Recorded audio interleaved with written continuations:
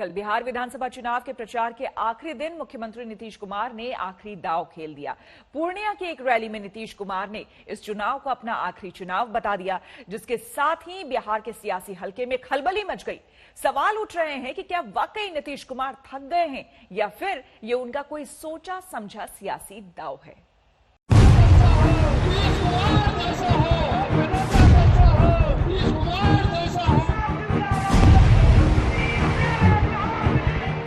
और जान लीजिए, आज चुनाव का आखिरी दिन है और परसों चुनाव है और ये मेरा अंतिम चुनाव है।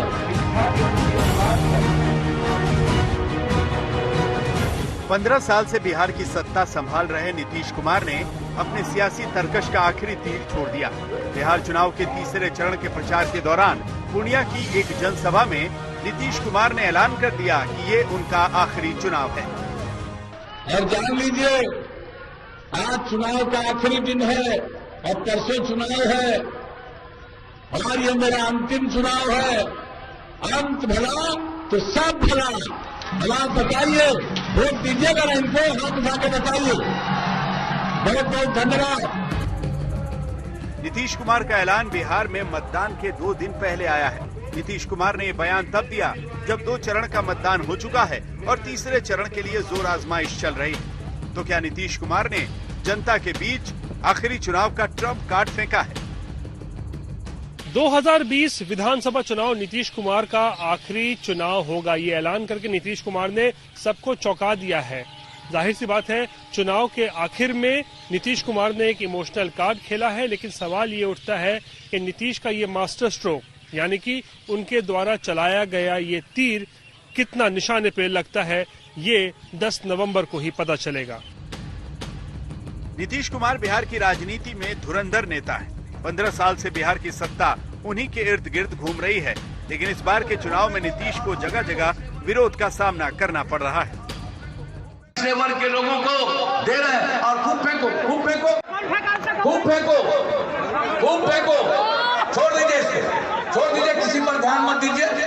आप समझ सकते हैं ना, समझ सकते हैं, इसलिए जान लो और मालूम हो जाएगा रोजगार का कितना अवसर पैदा होगा। हमने बता दिया, किसी को मजबूरी में बिहार के बाहर जाना नहीं पड़ेगा और बिहार में लोगों के लिए बोलता रहता है सरकारी नौकरी। 2015 विधानसभा चुनाव में नीतीश कुमार और आरजेडी साथ साथ थे। तेजस्वी के साथ उनकी चचा भतीजे की जोड़ी थी, लेकिन इस बार तेजस्वी यादव ने महागठबंधन बनाकर नीतीश के खिलाफ ऐलान जंग कर दिया। मतलब उनका गाड़ी आगे बढ़ने वाला नहीं, वो थक चुके हैं, बिहार संभालने वाला। तेजस्वी पूरे चुनाव भर नीतीश कुमार पर जोरदार हमले बोलते रहे, नीतीश कुमार को थका हुआ करार दे दिया। हालांकि नीतीश कुमार ने तेजस्वी के इस सवाल पर बिना उनका नाम लिए चुनौती दे डाली कि उनके साथ जरा चलकर तो दिखाएं, फिर पता चलेगा कौन कितना थक गया है। तेजस्वी यादव कह रहे हैं कि आप थक चुके हैं। आप वाजपेयी जी की सरकार में मंत्री रहे हैं। 2004 में वाजपेयी जी ने कहा था कि मैं न टायर्ड होता हूँ, न रिटायर होऊंगा, न टायर्ड होऊंगा। आप क्या कहिएगा? हमको कह के लिए कुछ करना ये कर थक गए हैं आप। मजा ले ना भाई, मजा ले, आनंद ले। देखिए, हमको अगर कोई मेरे खिलाफ कुछ भी बोलता, हम जरा भी नहीं उस पर कुछ एतराज। अच्छा है, बोलो, जितना बोलोगे बोलो, बहुत अच्छा है। लेकिन जितना लोग बोलता है इस तरह की बात ना, उनके कुछ खास लोग उनके पक्ष में रहेंगे। ये अच्छी तरह जान लीजिए, लोगों को ठीक से नहीं पता चलता है। दरअसल नीतीश कुमार को तेजस्वी ने इस बार रोजगार के मुद्दे पर घेरा है। इस मुद्दे पर न सिर्फ नीतीश गिरे, बल्कि बीजेपी का राष्ट्रवाद भी हिचकोले खाने लगा।